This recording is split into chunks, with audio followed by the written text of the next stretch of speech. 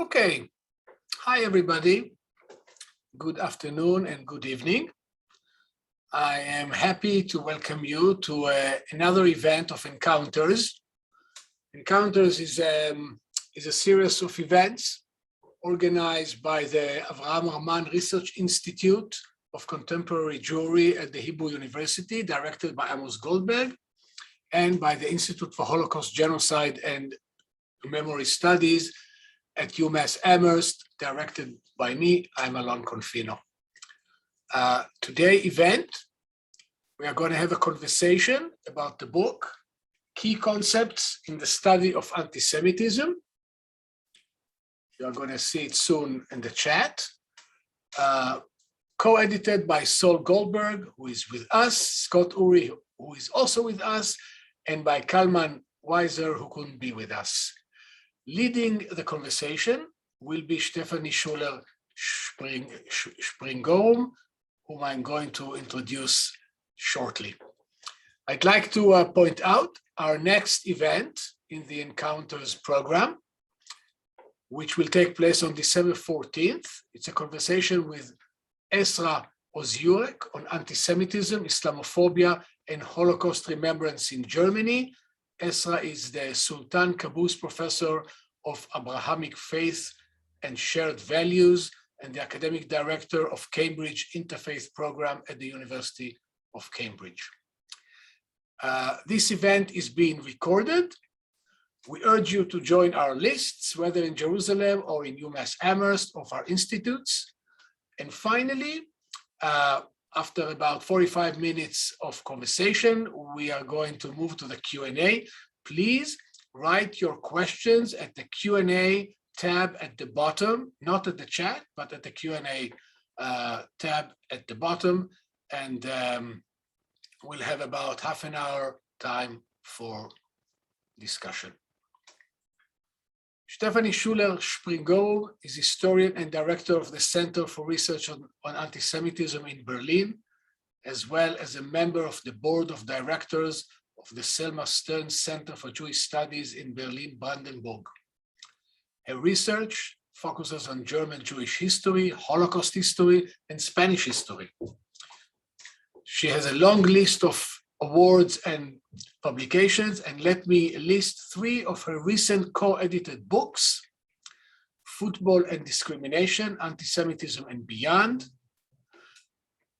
Emotionen und Antisemitismus, Geschichte, Literatur, Theorie, and 4 years after, Ethno-Nationalism, Anti-Semitism and Racism in Trump's America.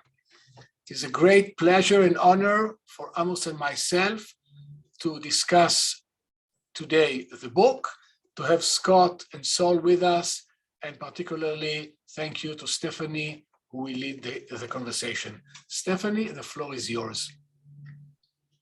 Thank you very much, Alon. Thank you very much, Amos, for the invitation, for the kind introduction, and for the honor to chair this session. And I think it's quite a challenge because it will be half a conversation and half a book presentation. And I also want to show you the book that you can now order, and if you go to the chat. It's a challenge insofar as when normally as a book presentation you have one author, but here we have 21 remarkable essays by distinguished colleagues. And of course, I have to say this beforehand, we will not be able to do justice to each and every essay.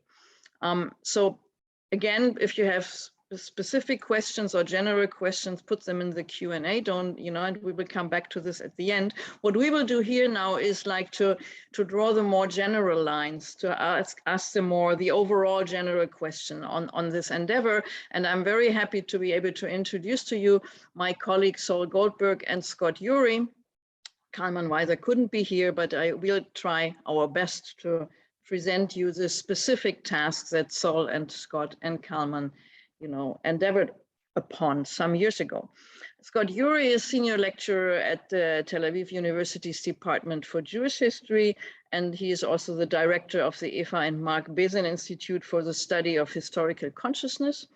That's another talk, I think, should be another talk. And the senior editor of the journal History and Memory. And before that, for 10 years, he was the director of the Stephen Ross Institute for the Study of Anti-Semitism and Racism. That's where we met first. And so his fields are general Jewish history, but with a specific focus on Eastern Europe and, of course, anti-Semitism. And our second editor is Sol Goldberg from the University of Toronto, where he's an associate professor in the Department for the Study of Religion and the Anne Tannenbaum Center for Jewish Studies. His teaching and research focuses on philosophy of religion, Jewish philosophy, and some theoretical issues in the study of anti-Semitism. So it's already two different perspectives with the two editors. As I said, it's a remarkable book, Key Concepts, and I think it's remarkable in the first place because, as most of our listeners will know, historians don't even agree on definitions of anti-Semitism. We have some who, like Gavin Langmuir, who move toward a definition of anti-Semitism, and others like David Engel, who go away from a definition of anti-Semitism. And lately this year, and last year, we discussed various, more in the political realm, we discussed the various definitions like the IHRA or the Jerusalem definition or the Nexus definition. So we are like in the middle of the definition crisis, you come up with key concepts. And the first question, of course, is why? Why now and why key concepts? And in order, I would like to just read the first phrase of the introduction by Kalman Weiser, because I think it's a nice introduction for a book. I'm quoting, "This is a volume born of a common frustration, one that its co-editors first experienced when they independently began teaching university-level courses about anti-Semitism more than a decade ago. Now, I'm, as you heard, head of a Center for Research on Anti-Semitism, and we have a library of about 50,000 books on the topic or related topic. So why a frustration? Who wants to start? Sol? Yeah, go for it? Sure. Great. So it was also, firstly, thank you to Alon, Amos, and to you, Stefanie, for doing this and for having us here. It really, I think it is worth saying it's also born of friendship and not just frustration. I've known Scott for a long time, and I've known Kalman for a long time. I think the idea is that I started teaching, I was asked to teach a course on anti-Semitism, and Kalman had already been teaching, so I asked him for some of his resources because because I'm a philosopher rather than a historian, and I teach in a religion department and not more generally in history. You know, my approach was different, and I think so. So Kalman was curious about that, and it led to lots of conversations about what we do. But the common frustration, I think you can sum up as this, which is, you know, you want to show students in a basic way the diversity of anti-Semitism across time and space. And what ends up happening, especially I think Kalman felt in history courses, is because you begin at the beginning and you end up maybe into the present, is students leave the course in a basic way with the idea that Jews were hated everywhere and at all times. Which I guess could be someone's goal, but a lot of us are in the field and we have the sense that, you know, it varies across time. There are lots of other questions to ask, and this needs to be seriously nuanced. So the long and short of it is how to sort of frustrate that longue durée narrative that leaves students with the wrong impression, even as you try to tell them it's changing, it's adapting, it's not always the same, there are ebbs and flows. So there's just a basic problem of how to convey this material to students without distorting entirely, even despite your best efforts to sort of frustrate this, but without leaving them with the distorted picture of what anti-Semitism is and what it's been. So I think that's the frustration. Scott, you want to add to this? I'd love to add my frustrations to the discussion. I agree with much of what Sol just said. I think coming at the study of anti-Semitism in 2010, when I started at Tel Aviv University's Roth Institute for Study of Anti-Semitism and Racism, I was struck by two things. I was also struck when I started looking at the literature more in depth like Sol and Kalman and other people, the extent to which this longue durée, longest hatred, teleological approach of anti-Semitism was so prevalent in the field and so dominant also in students' minds. No matter how much you wanted to disrupt it and to change the narrative, you're still teaching this course, which starts either in Christianity or in ancient Greece, and goes to the Middle Ages, and it goes to pogroms and leads them to the Holocaust. And you're basically arguing against yourself. The second frustration, which I felt teaching in Israel, living in Israel for most of my adult life, was the extent to which this teleology was conflated or mapped onto political issues in contemporary Israel. And the topic oftentimes became very quickly politicized. And this I really wasn't aware of until I started running a center at Tel Aviv University, the extent to which so many people took the study of anti-Semitism so seriously, so personally, and so emotionally. This, of course, goes into another subfield of yours, Stefanie, which is the study of emotions. But I was struck, and it took me a while to figure out, well, why does this mean so much to so many people on a visceral, emotional level? And I thought one way around this, or one way around both of these problems in the field was to try and take a step out of the historical narrative, away from the teleological approach. And that's how, through a series of conversations, which I don't know, in Baltimore, in Tel Aviv, in Toronto, where didn't we meet, Sol? We kind of came up with the idea of key concepts as a way of kind of reformulating a look at anti-Semitism, or trying to reformulate. Yeah, so it's like the intent to disrupt a certain narrative, and for academic and educational and political reasons. And I think we'll come back to the political reasons maybe a bit later. I would like to stick with the first part, with the academic reasons. And because when you say, okay, let's get away with this narrative and with this kind of definition business, but when you put another concept, which is key concept. So of course, the first question is, who decides what is a key concept? And I will just for our listeners who maybe haven't read the book, it's from the introduction as well, just to read out some phrases which give you an idea of the topics that are being covered in the book.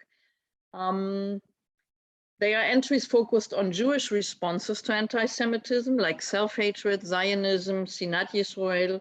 They are entries focusing on expressions of anti-Semitism, on action, so to speak, like ghettos, pogroms, Nazism. And they are entries that situate anti-Semitism in relation to other phenomena, like gender, racism, Islamophobia, secularism, Orientalism. And then they are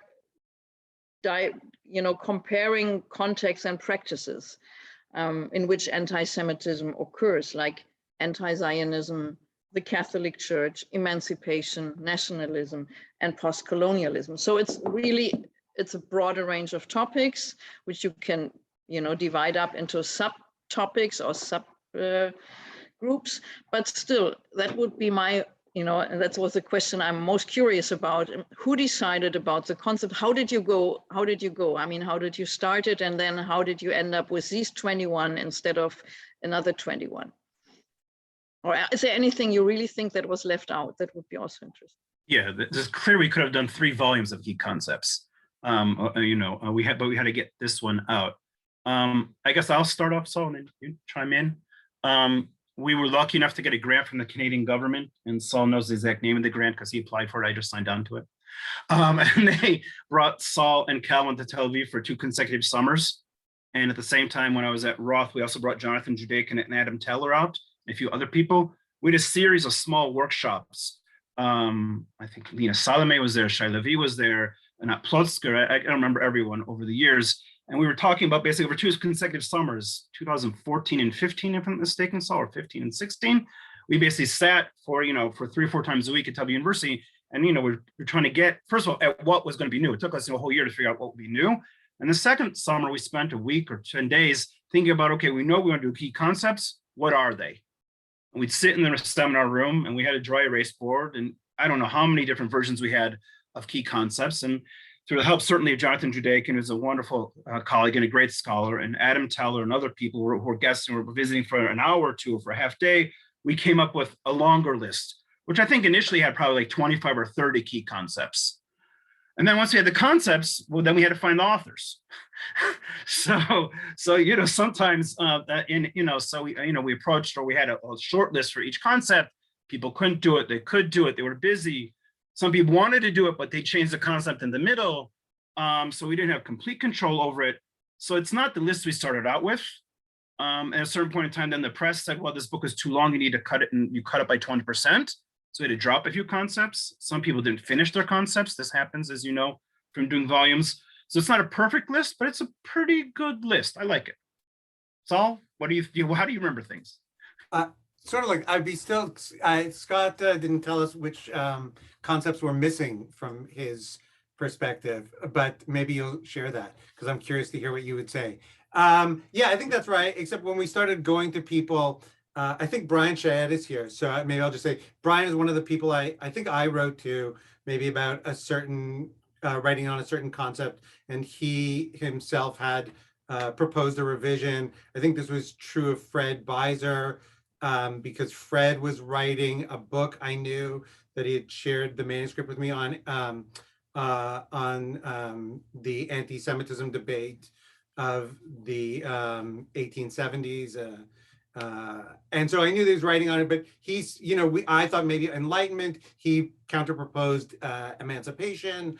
Brian, I can't remember what I asked him to do, but he made the counter-proposal of postcolonialism. So some of them were also negotiated with the authors, where they thought they could make the best contribution. Then we discussed it, and if we thought it would add something, then we included it. So I think Scott got the process more or less right. I'll just say it's interesting what else we could have done. The ones that stood out to me that I would have pushed for might have been a bit more general than some of the ones that we have. So I would have thought about xenophobia would have been a really important entry to have more generally something on. And so similarly, the question of ethnocentrism is another sort of side of this. There's a way in which I think some of the ethnocentrism discussion gets covered in, say, the piece on nationalism. So things work out in some way that it's fine. And then there's the xenophobia maybe across any number of entries. So, I think I'm with Scott that it's not perfect. And there are definitely ways in which we skew within the field. We're open that it ended up because of, for a lot of reasons, more modern, and there could have been more about antiquity and the Middle Ages. But overall, hopefully, part of the idea, I think maybe this is worth saying, is the idea about the concepts is that they're mobile. They're more mobile is the idea than when you think about anti-Semitism in terms of particular contexts. Contexts don't move into other contexts, almost by definition. So comparisons are harder, whereas concepts, they allow a certain fluidity. And that's also part of the idea about disrupting the narrative and why we emphasized concepts. And even though we skewed modern, hopefully there would be things to look at, again, in antiquity or something. So that was really the list as we came up with it. So just, I think, there's plenty of things we couldn't squeeze in just because we were bound by the press. We wanted to keep it at an affordable rate for students. We wanted we wanted this book to be assigned in classes, either in the States or in Europe, or I know I've taught it last year in Israel, and most of the students liked it, or they just said they liked it because they know it's the editor. I don't know. So I think there's a whole nother volume or two out there that we could and we might do in the near future about something related or connected to this, either us or with other people, depending on how it works out. I felt we could have included an entry on the left, since it's such a pressing topic in the past 10 to 15 years in debates about anti-Semitism, but we just couldn't find the room for it. Similarly, I thought we could have and should have had something about Jews and money, but that just didn't work out. As finances or economics in Jewish history, the economic aspects of anti-Semitism, that it just didn't pan out. We were reaching out to people, and people know the travails of economic history. There aren't that many people who do economic history and Jewish history, and this one was busy, and that one was, people. It's not a high priority to contribute to a volume for many people, or people have lives and careers that you suddenly interject in them, and they can't always take part in them. I think also, those are two, and maybe a few other smaller ones, but those are ones which I feel they're missing. We went back and forth for a long time. As Stefanie mentioned, Most of my work is based in Poland or parts of the world where people speak Polish. And I, of course, wanted Poland to be an entry. And Kalman and Sol were like, what are you talking about? So this is part of the back and forth that we had over the years in our different conversations. I thought it would have been a great entry. And we did an event at the Polin Jewish Museum, I don't know, half year ago, Sol, and that was the first question, the second question, the fifth question, and the ninth question, where's Poland? But okay, for the next volume, we have 21 or 22 solid concepts. Well, but you already pointed out to my next question, and this is now not about Poland, but about Germany. This is like the self-centered question. And I was stunned to see that, and this shows how, this says a lot about myself, I must confess, how about the absolute absence of German research. And of course, this is narcissistic, but I was a little bit not enthusiastic. In Germany, we have the word Schadenfreude, which I think is not translatable, to see that I have some colleagues here in this country who think they are like the center of the world when it comes to anti-Semitism, and they are completely absent from the list of literature from everything. So I was wondering how provincial is my country in that respect, while at the same time, and for good historical reasons, in Germany, you think, we are like the leading experts, or should at least be the leading experts, and also politically in Europe. So as a fact, it shows that there is a gap apparently in the research.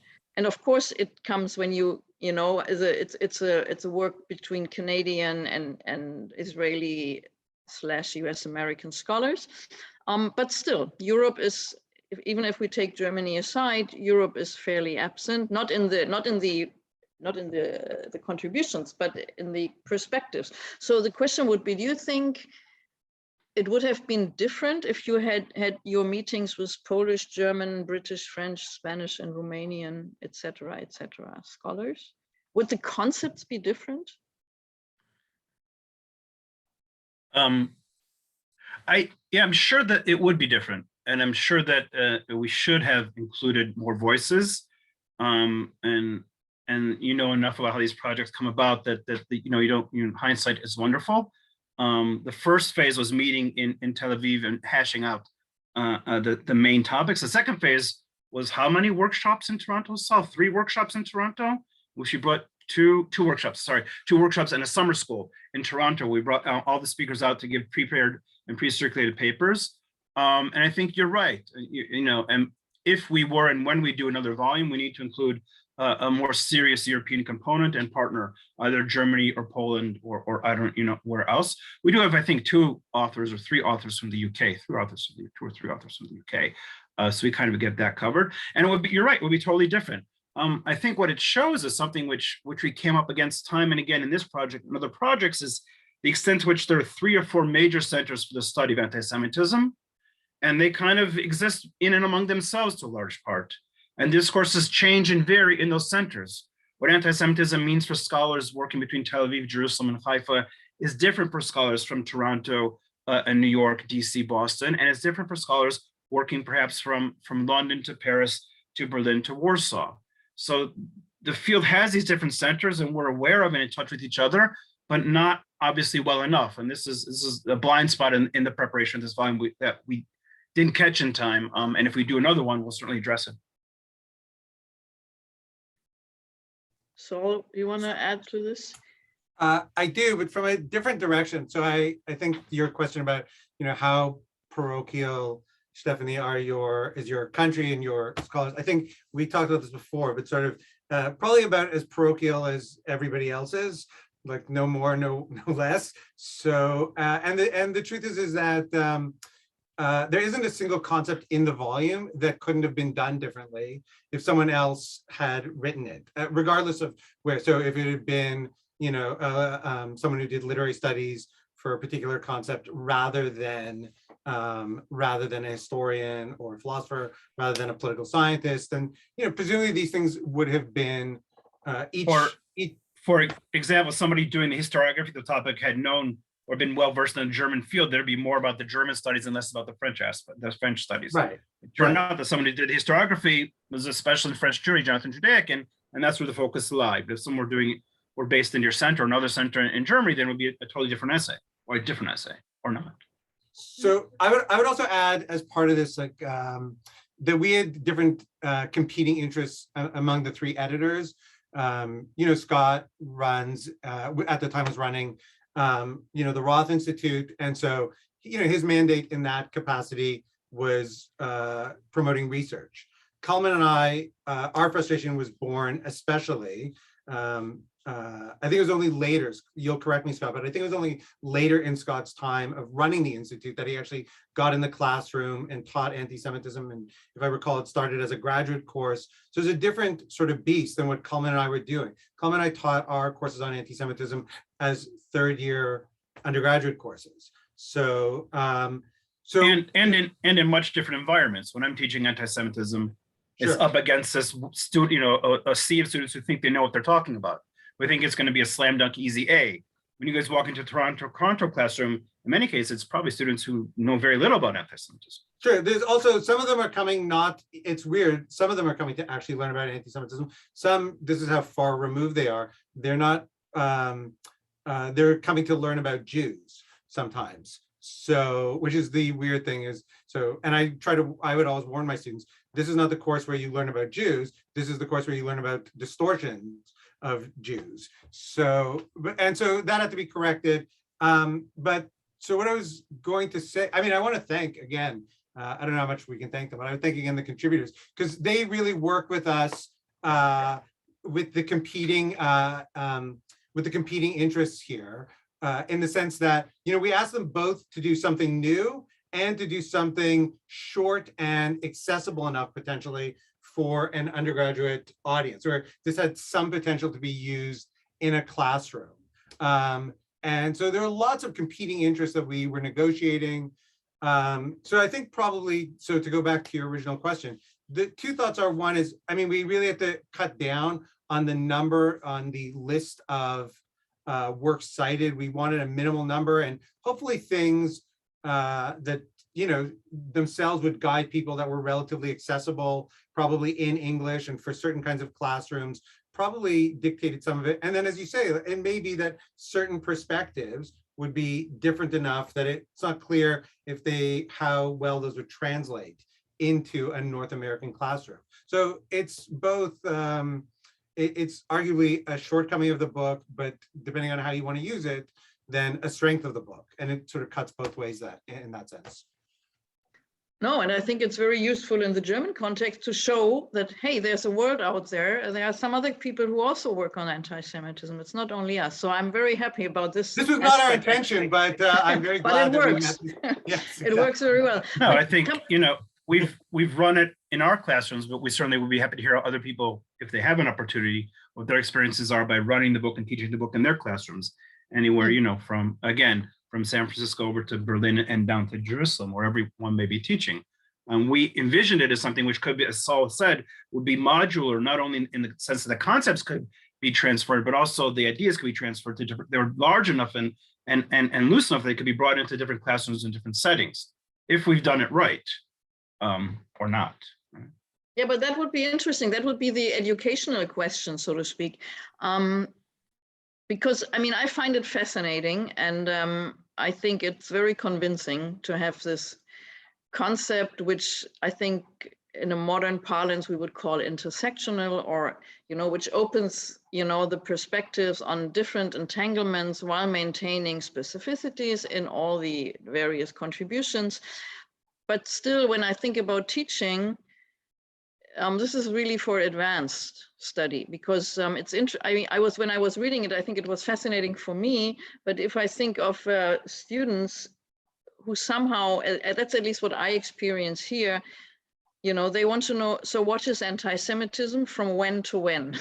They long for, and I think in a way we all do secretly, for these narratives which are so, cohesive and so clear. So just shortly, what was your experience in classroom now with the book?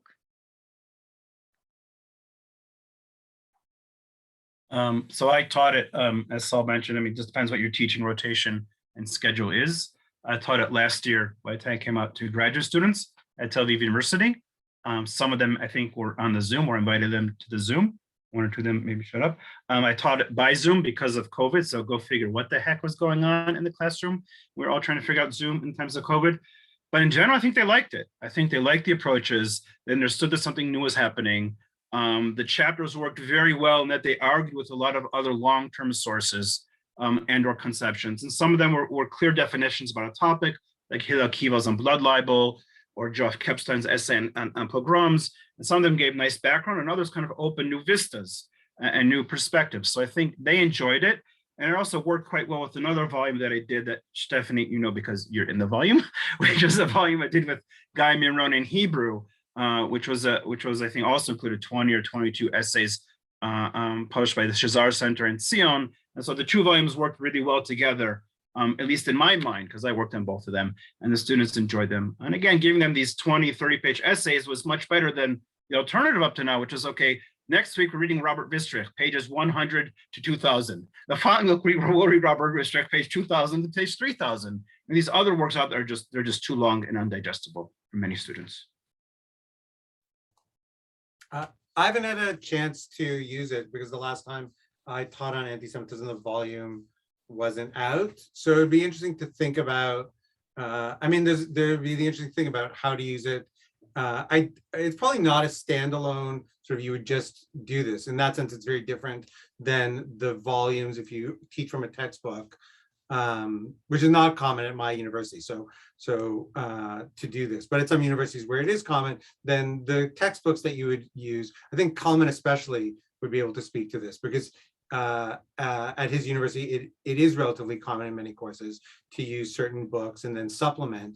Then the narrative is just, as you say, what students want, Stefanie, is in the class is just that narrative, and they want to be able to fit it all together. And then, as I said, we're trying to disrupt this, but then our book itself is meant to be, it was meant to be flexible enough so that the contributors could come in from within their own perspective, because everybody's got into the study of anti-Semitism not as sort of a specialized area of research that they're doing, but because they're working on, say, 19th century nationalism, or whatever, contemporary Israel, or whatever, or the Holocaust, or whatever it is that they're working on. They got to anti-Semitism that way. So the book itself would be used in a flexible way. I'm still not sure exactly how I would do it, but it's easy enough for me to think about incorporating concepts. And I think Kalman, in his introduction, and from the part that you read, there would be different ways of using the book in a variety of different orders to think about how to teach with it.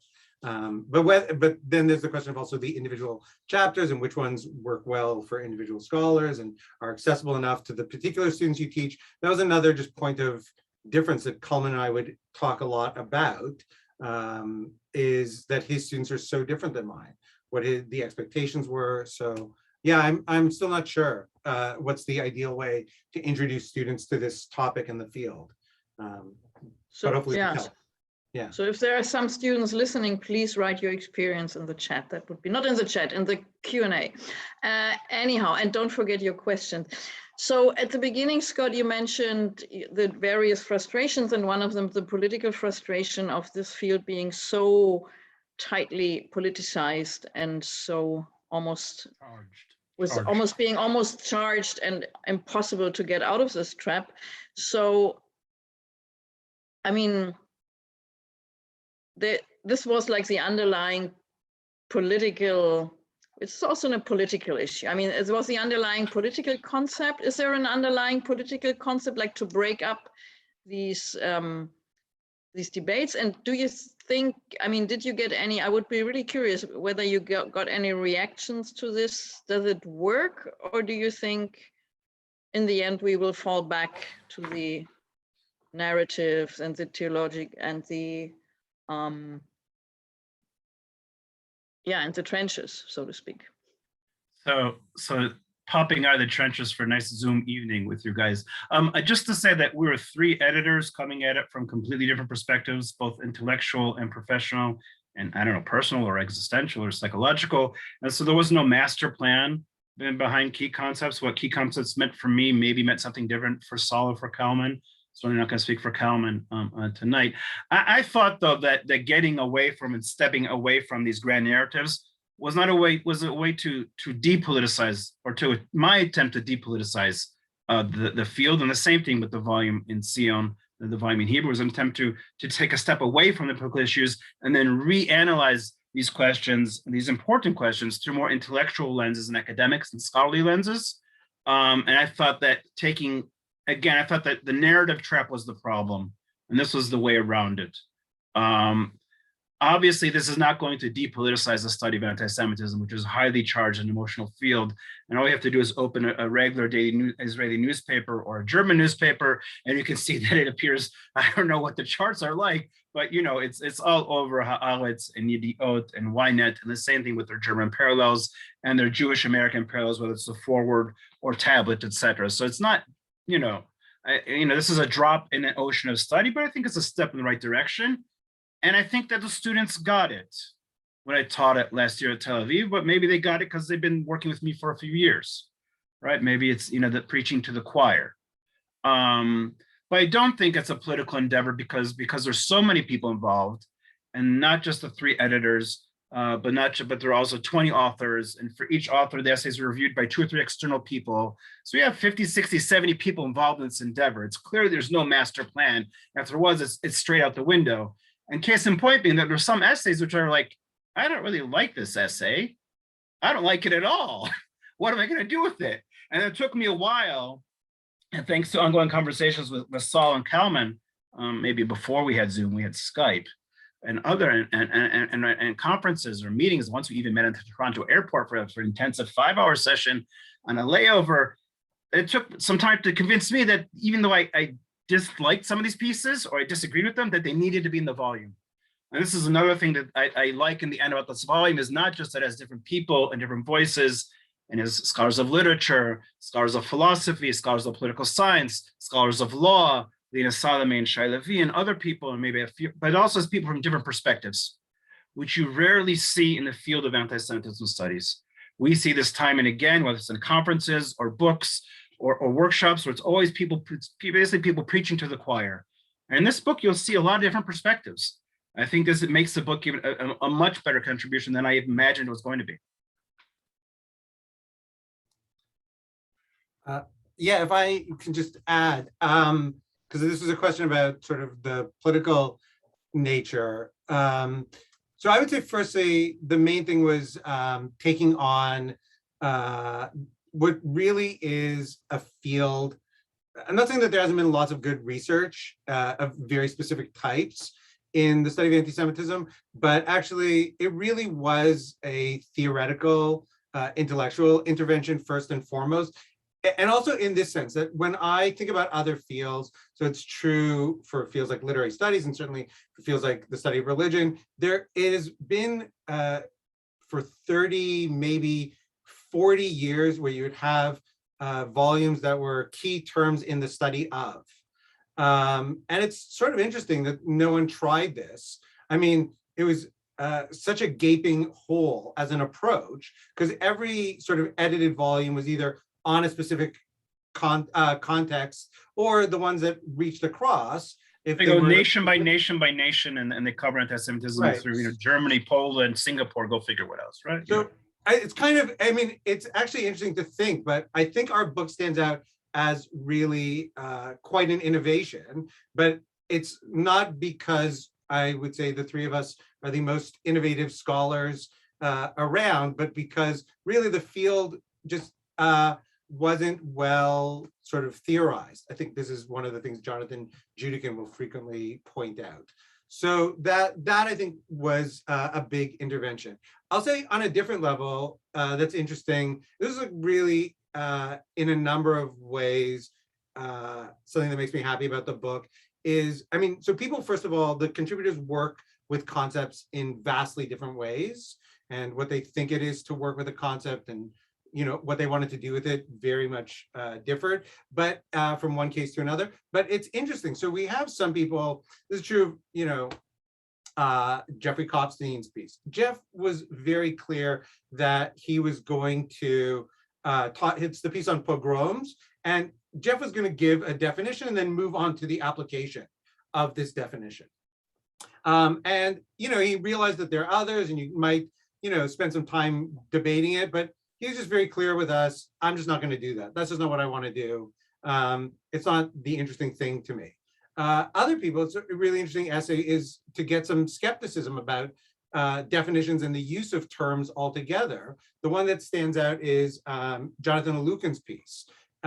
Really wants to ask the question is it actually useful to have a concept like anti-Judaism? Does it get into stuff? And so I think, he's like, we can retain it, but we need a bunch of other things that undercut this. And so there's actually interesting notes about skepticism about definitions in a bunch of the essays. Robert Bernasconi was insistent about, he wanted, again, upfront, so if I'm contributing to this, then I'm doing it in writing in this sort of genealogical philosophical style that I write on concepts. So there's so many different approaches, some of them more skeptical, some of them, rather happy to take a term straightforwardly. And so, there may be, I guess what I wanted to say is, there's maybe a lesson about this in thinking about definition and concepts, and that you can, sometimes we do need to be relatively clear cut, and sometimes the helpful, interesting thing is to problematize, and the volume does both. So. Yeah, and I think that's the interesting thing about it, that we live, or not maybe interesting, sometimes also frustrating, that we live in times where a book, an academic book on key concepts, which shows the variety and many perspectives, etc., of certain concepts, is already very political. And just to give you another example of one of the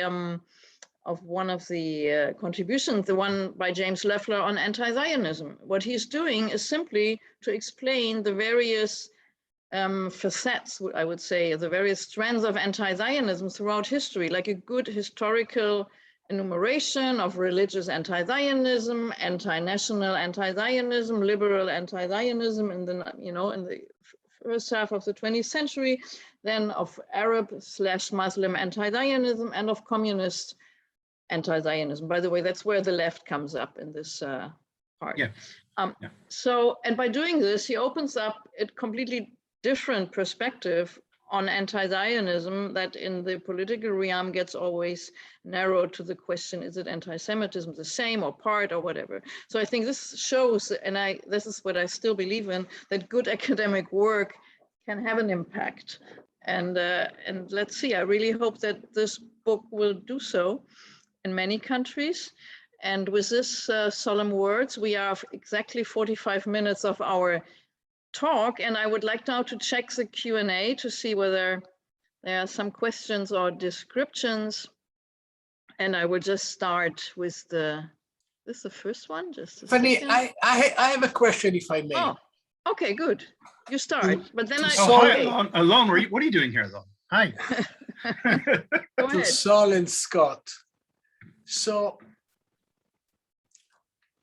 is there a whole that is bigger than the sum of its parts in this book?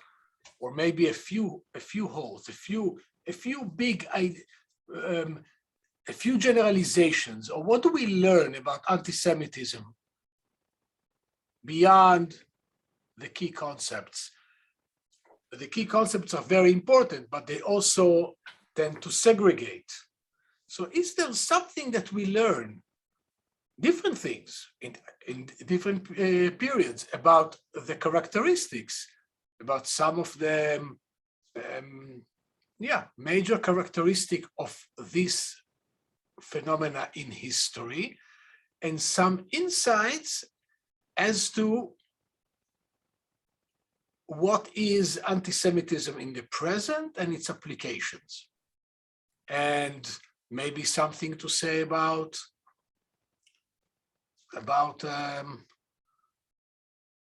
the politicization of anti-Semitism. Although I will immediately say that this I think is not a good way to put it, because anti-Semitism is always political. It started as a political concept in late 19th century Germany. So it's not that now suddenly people politicize it, while before it was some apolitical, I don't know what, sugar-coated concept. But so if there are some major things that we can learn. Sure, I'll start off, and Sol or Stefanie, feel free to jump in. I think the major achievement of this volume, or this major intervention, to use the language of our day and age, is that it's taking or trying to take the study of anti-Semitism out of historical narrative and putting it into different types of situations and different contexts: geographical, intellectual, historical, and cultural. And this is ideally, if it's used correctly, revamping or attempting to reconfigure the way we speak about it, including your question, which of course, I have nothing but respect for you and your work alone and admiration, but including your question, how do we detach anti-Semitism of today from the 19th century, from what lies in the middle, which is the elephant in the room, which is the Holocaust. And this book, by getting away from these long narratives which suited scholars, whether they be, Vistrick or others, is an attempt to circumvent and to reconstruct and to reconfigure the way we think about this phenomena, very much so. And that's why breaking it down to these modular concepts might do, at least in a seminar setting. How one handles this in an introduction to class is a different issue, because the introduction to class is already problematic in a Foucauldian or Derridian sense. It's always already problematic. And if I may alone, if you allow me to, even your question, it's always been political. It's not always been political. Sometimes it's religious, sometimes it's social, sometimes it's psychological. So it's not always a political question. And so even by, again, reconfiguring it and reanalyzing from different angles and perspectives will hopefully encourage people to even think about, even seasoned and brilliant scholars, to think about how they approach this topic. And this is tied directly to its current political uses or abuses, right? If we do succeed in my mind, and again, I'm not putting my intellectual fantasies on anyone in this virtual room, certainly not Sol and certainly not Kalman, who couldn't make it. But in my mind, if we do succeed in decoupling and stepping away from these grand narratives and reconfiguring the way we look at it, well, just like Jim Leffler, who was once at Virginia and is now, I guess he's still Virginia. He's still Virginia, right? He's still Virginia, where Jim is. Jim Leffler's piece that Stefanie just mentioned is forcing even just taking anti-Zionism, one of the hottest topics or hot button topics of the days, and looking at historically in 20 pages or 15 pages, Jim just does a marvelous job of saying, hold on a second, what are we really talking about? What are we missing? What do we need to think about? And so it's certainly not every essay is going to do this for every reader. That's one great example of a way of taking a step away from the political and looking at the key concepts.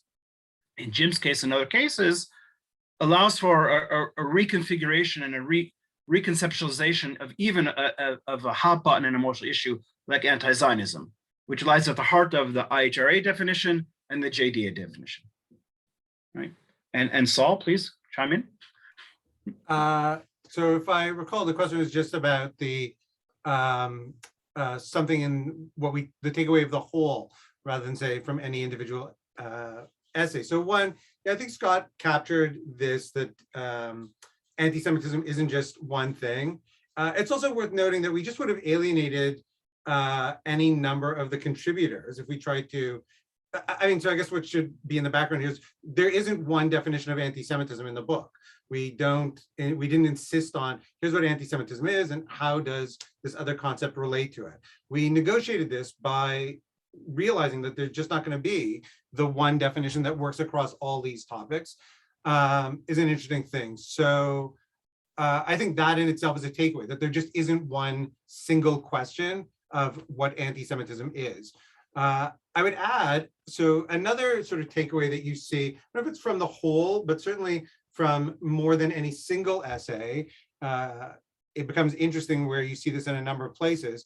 That struck me was the difference between asking about anti-Semitism as a cause of something and anti-Semitism as an effect of something.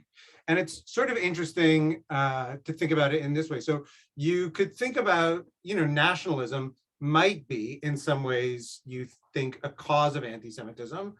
But, I think in Brian's essay, he also shows maybe it's an effect of certain discourses. Certainly this is true of conspiracy theories, that anti-Semitism may lead you to a conspiracy theory, but it's actually sometimes if you're prone to conspiracy theories, you might be drawn to anti-Semitism, and it's an effect of this. Again, ghettos would be similar to say that ghettos aren't entirely and straightforwardly caused by anti-Semitism, and so in interesting ways, anti-Semitism may be an effect of the establishment of ghettos. So I think that's a super useful theoretical insight among three vastly different concepts that are really unrelated. But if you want to think about theorizing the field and the work still to be done and the kinds of questions we can ask, then that's really illustrative of that potential.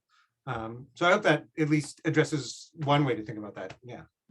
Let me just follow up out of I don't know, selfishness. I think another thing this volume does success is brings in voices in one volume, not only from different perspectives, but also from different disciplines. And it's not across the board. We should have more people from the arts and more people from culture. But again, it's not just historians, it's not just political science people. It's people looking at anti-Semitism in different places and different themes, again, through the lens of gender or literature or law or philosophy or religion and history. And so disrupting the narrative in a discipline from a disciplinary perspective is also one of its major contributions. If and when people read it, the essays together. But it is in and of itself, perhaps inherently self-disruptive in that sense, that the chapters are written by different authors from different perspectives and much different voices. Thank you. I was going to say one other thing. They're also not the usual suspects. I mean, so the interesting thing was the people who you wouldn't think, well, if you read a lot about anti-Semitism, you may say, who is this person? Like Fred Weiser may be the best published author in our volume, but if you read on anti-Semitism mainly, then you may not know Fred's work, which is sort of covers basically everything there is to cover in 19th century, mainly 19th century German philosophy, and it's sort of amazing. But he's an outsider to the field, and this is true of, say, someone like Robert, and so it's just interesting that it's not also just the usual suspects that you would expect to find in such a volume contributing here. So I think that's another important thing to realize about the field, that it's of interest beyond those people who are interested in anti-Semitism, I think would be another bigger takeaway. Which is, again, always the major goal, is how to speak to new people, how to reach out to new audiences, how to create these bridges between different disciplines, and to cross-fertilize with people working in different fields.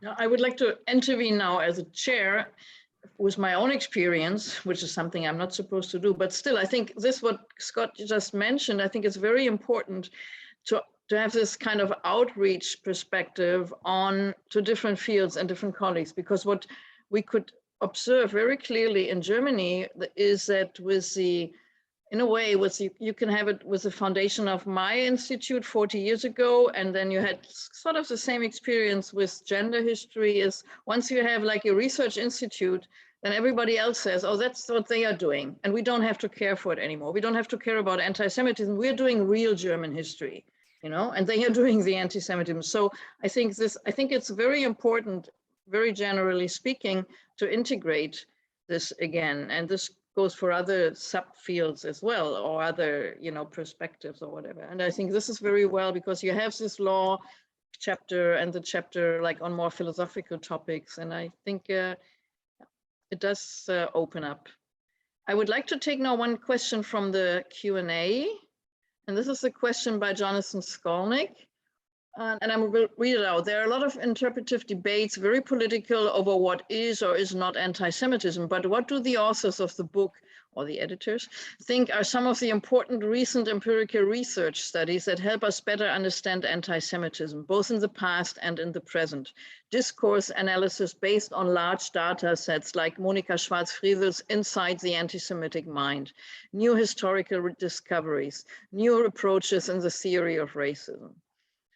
So that's three different questions. How do you relate your work to the recent more empirical work that's been done more or less all over the place, or discourse analysis, but also surveys, et cetera, et cetera? That's one question.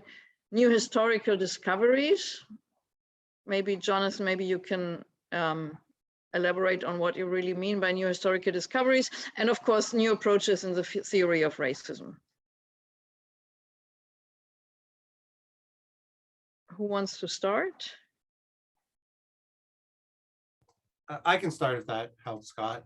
Yeah, I don't remember all the three, but my quick thoughts would be is that, if you're doing empirical research, then presumably at some level, you would want to have a sense of the things to pick out to do the empirical research. So I just think there's a natural complement between conceptual work and empirical work. So so again, to go back to the example, now it's in my mind of, depending on what you count as a pogrom, you will be able to figure out then which things you're going to study and which things not. And if you are aware of some debates about some topic, then that complements very well empirical research of different types. I think the third part, if I recall, was just thinking about new theories of racism stuff. So, it's interesting, our volume started before, some of this is there, especially Robert Bernasconi's has been long involved in sort of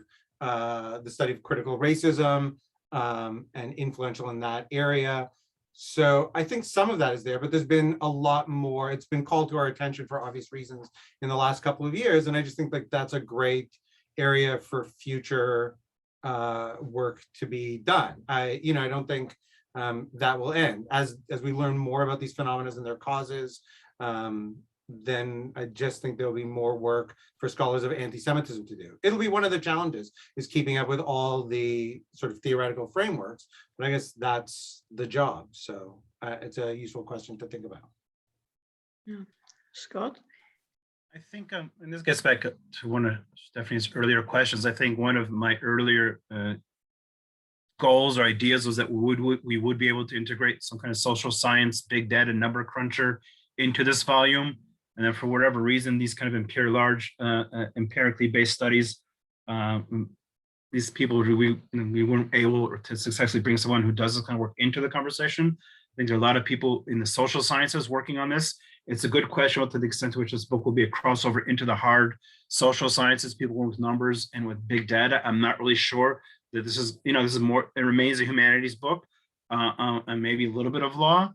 I think there was Jonathan Skolnick's question. I think there's also questions about new discoveries, and I don't want to beat the horse, which is Polish history, but obviously anyone who is even in remotely familiar with what's going on in Poland since 1989, and certainly since the 2000s, there's an entire generation of new scholarship on not just on Holocaust studies by Jan Grabowski and Barbara Engelkeim-Boni and other people, Jacek Leoczek and Wars and other people, also studies of anti-Semitism by colleagues like Kamil Kijek and Grzegorz Chivitz and Arthur Markowski, are really going into the Polish archives and taking anti-Semitism in Poland head on and writing some stuff which is upsetting a lot of people in Poland, and courageously so. So I think this is something which, again, perhaps we could have integrated them more into these debates, but it just shows the way these debates, even about anti-Semitism, changes radically from Tel Aviv to Warsaw, where you're up against, the goals and the distractions and the dilemmas of a scholar in Tel Aviv are much different than a scholar looking at this between Warsaw or Krakow. They're looking at it from really opposite perspectives. Yeah, I have one very concrete question and one more general, and I will read them out both shortly, and then you can choose whoever wants to answer who. There's a saying, I'm a 72 years old American. I'm very concerned about the increased anti-Semitism in the US and the world. Does this seem like Germany in the 1930s, or is this a distortion? Based on your scholarship and experiences, is this a time to leave the US to avoid anti-Semitism? This is, of course, a tough question. And the other question by Brian Chayette is not as tough, but still something that I had on my mind as well. Brian is writing, my hope for the book is that it can help break down the divide between scholars and the mainstream community on how they regard anti-Semitism. But isn't this a dialogue of the deaf with one side simply ignoring the other? So one very concrete question, one very much like inside academia question. Or not. Or not, yeah. Saul, can I start and then we'll go back and forth? Was it good? Okay, so I'll start with Brian's question because the other one is just so huge and existential. I don't really know where to begin, although I will certainly happily address it as well. I don't think this is just the Brian, with all due respect to Brian, and hi Brian, haven't seen you in a while, and good look forward to seeing you soon. I don't think it's just intellectuals talking to themselves. Stefanie has a center in Berlin. Our dear colleague David Feldman has a wonderful center in London at Birkbeck College. There's a center in Yale now headed up by Maurice Samuels. There are 2 or 3 centers in Israel, in Tel Aviv, Jerusalem, headed up by Manuel Consoni. All of these centers have academic and public profiles. All of these centers are doing leading research on these questions and also engaging with the public to the extent that one can engage with the public in an academic center. This volume, and also the volume that we just did in Hebrew with Zion, and also the AHR collection that Brian and Stefanie were part of 2 or 3 years ago, are all, again, I mean, they're rigorous and well-researched and brilliant academic works, but they all speak to the general public. Case in point, this is maybe the 6th or 7th or 8th book I've been involved in, and this book gets far more attention than all other 7 other books put together because of its topic. Right? I don't think Sol and I and Kalman are ever going to retire on this book, but it's getting a far more press and attention and buzz than the other academic books I've done.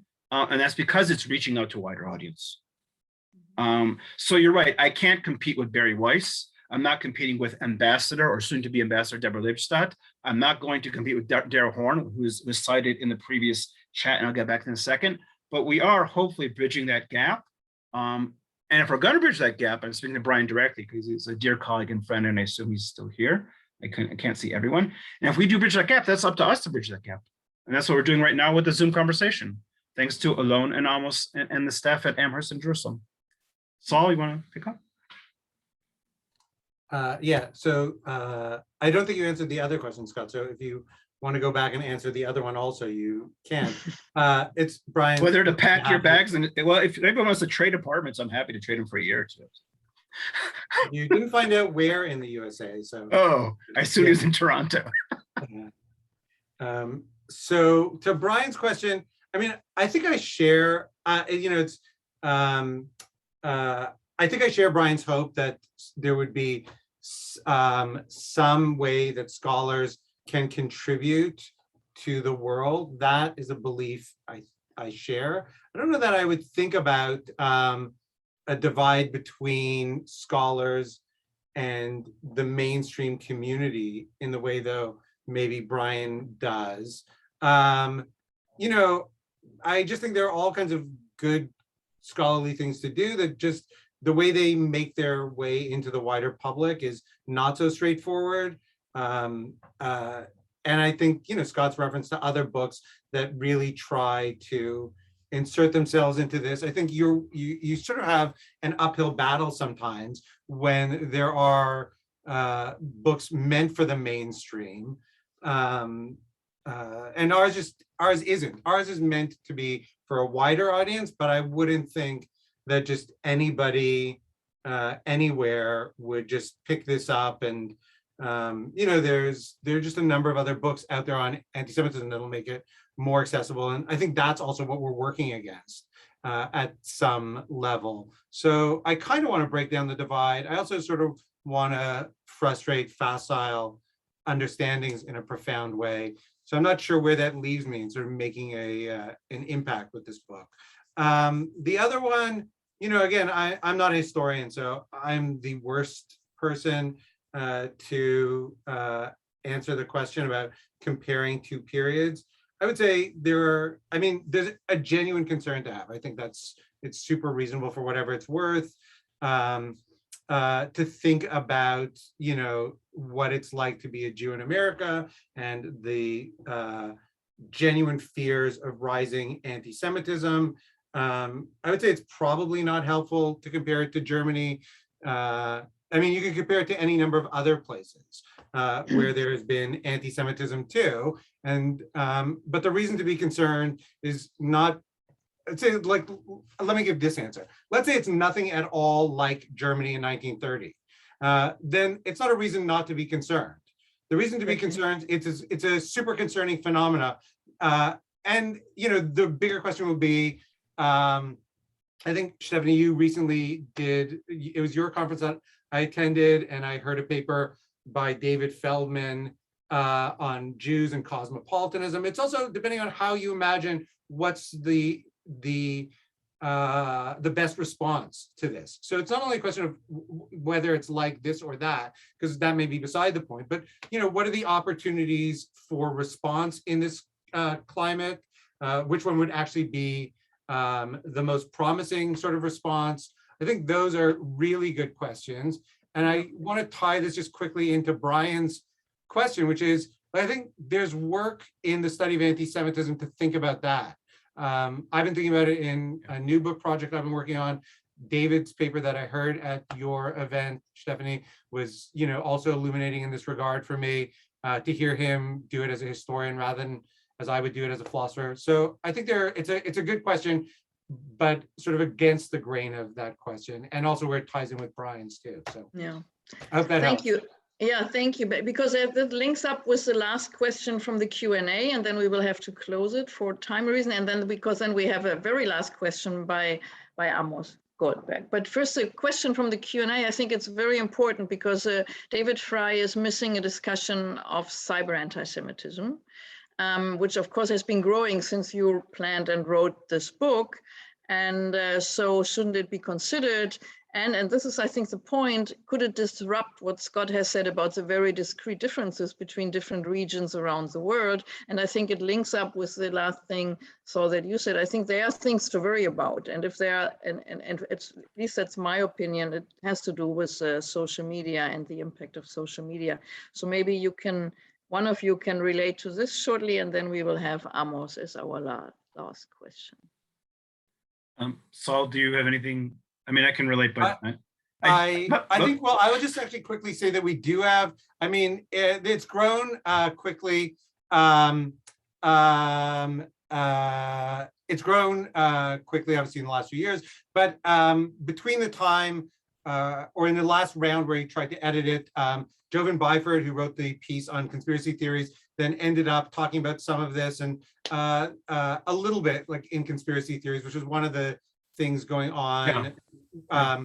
So, it's there. It'll be part of future research and people have to figure it out. It is part of, I guess, the earlier question about discourse analysis. I saw that the question came also, the person also wrote a second question. I'll just say something about the piece by Rogers Brubaker. I happen to know well, and I think it's a great question too about anti-Semitism as an analytical category as opposed to as an experiential category. I mean, there's an older tradition of distinguishing between those two things, but that's another crucial topic. I think it's something that I also at some level try to do when I talk about Jewish self-hatred and think about it in these different ways, but it's a great thing to remember as part of it, but it just shows that there's just more work to do. So thanks for those great questions.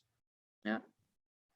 And there's the concerned US American asks for some advice what to do and how to respond on the basis of our studies. And I can say on the basis of my study, what we can do is defend democracy, even though it sounds very pathetic, but I think that's what you can do, and the state of law. And that was what in Germany got destroyed before the onset of the Holocaust. But Amos, it's your turn now at the last question.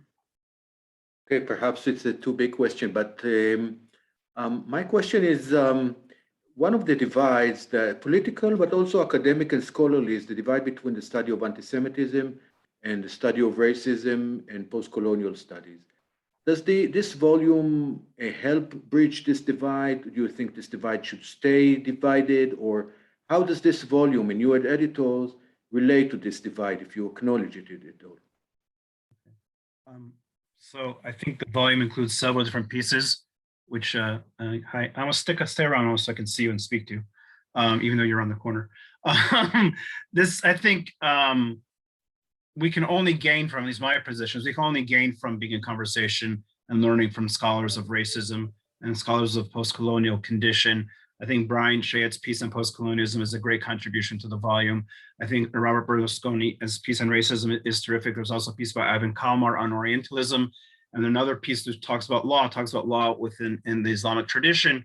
And so we really tried in the way, to the extent we could, just to reach out to colleagues and to learn from colleagues and to gain, and Sol mentioned this, I mean, we see there's a tremendous amount of really fascinating work being done on race and colonialism over the past 20, 30, 40 years. And not enough of this, in my opinion, has entered into the study of anti-Semitism because it's seen as a distinct field. And we've had this conversation before, and it goes back to the way people view the Holocaust as different from or related to other moments and other acts of genocide. So I'm certainly of the school that this book, and I hope Sol agrees, but if he disagrees, that's also wonderful,